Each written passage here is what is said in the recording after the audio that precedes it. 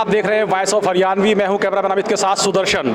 Lockdown 4 unlock हो रहा है और ऐसे में ऑरेंज जोन के रोहतक में क्या क्या होने वाला है, क्या क्या सुविधाएं मिलने वाली हैं, इस पर बात करते हैं नगर के मेयर मनमोहन गोयल जी से। गोयल साहब, लॉकडाउन खुल रहा है, अनलॉक हो रहा है, रोहतक को क्या क्या मिलने जा रहा है? रोहतक को मिलने की बात तो ये है, सबसे पहले तो हम सबको अपने डिसिप्लिन से रोहतक को एक सौगात देनी चाहिए कि ताकि हमारे यहाँ इस प्रकार 3 महीने तक कोई केस रोहतक शहर का नहीं आया। जो भी आए वो दिल्ली से आए या मेडिकल के स्टाफ से आए।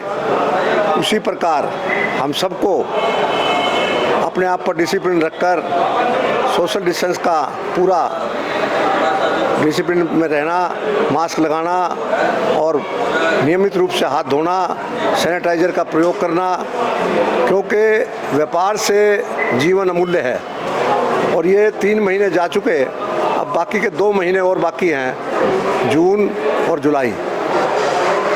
सारा संसार इसी बात को कहता है कि हमें जुलाई तक ही ज़्यादा कॉन्शियस रहना है। तो मेरा सभी शहरवासियों से इसके लिए निवेदन है कि ये आपके हाथ में है। आप इस पर डिसिप्लिन लाइफ में रहकर पूरे हरियाणा को, देश को एक ऐसी मिसाल दें कि रोहतक शहर जिस प्रकार 3 महीने तक फ्री रहा, आगे भी फ्री रहे। मेयर साहब, आपसे जानना चाहूँगा, लॉकडाउन 4 के दौरान शहर के बाजार खोले गए, लेकिन बाज़ारों में स्थिति बहुत भयावह है। कहीं सोशल डिस्टेंसिंग नहीं है, कहीं सैनिटाइजर्स का प्रयोग होता हुआ नज़र नहीं आता।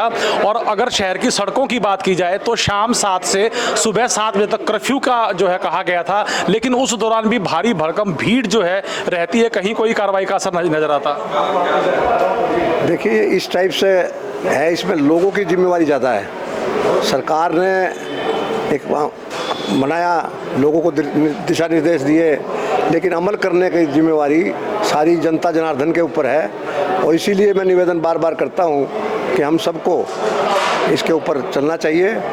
चाहे पूरी ज़िंदगी हमने यहीं पर रहना है, पूरी ज़िंदगी अपने परिवार की सेवा करनी है, बच्चों के साथ रहना है, अच्छा खुशी खुशी जीवन व्यतीत हम कर रहे थे और आगे भी करना है। लेकिन ये 2 महीने हमें प्रिकॉशनरी जीवन व्यतीत करना है।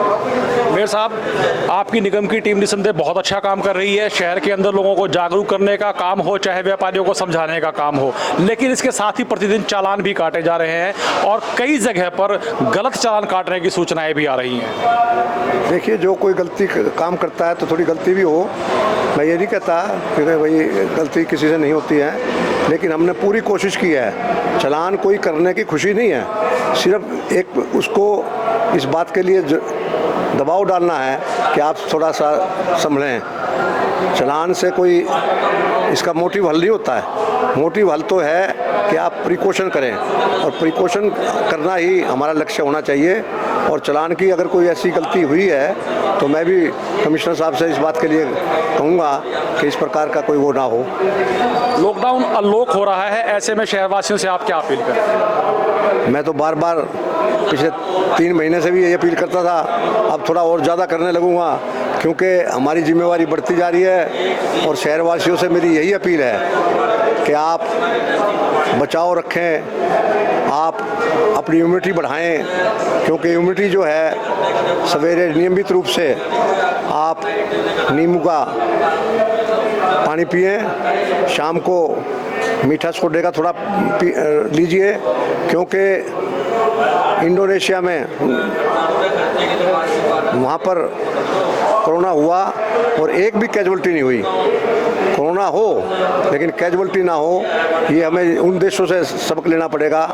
रशिया में 1% कैजुअल्टी हुई है, हिंदुस्तान में 3% हुई है, रोहतक में 1% भी नहीं हुई है। तो मैं इसी प्रकार कहूँ, अपनी इम्यूनिटी बढ़ाएं और अच्छे जीवन का निर्वाह करें।